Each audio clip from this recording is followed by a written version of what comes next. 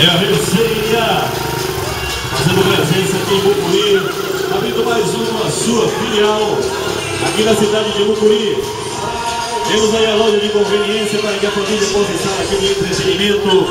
Venha conhecer as novas instalações da rede CNA de postos. Aqui tem controle de qualidade. Rede CNA presente em Teixeira de Freitas, em Posto da Mata, Itabatã, Nova Viçosa, BR-101 e agora a mais nova filial em Mucuri, Rede CNA.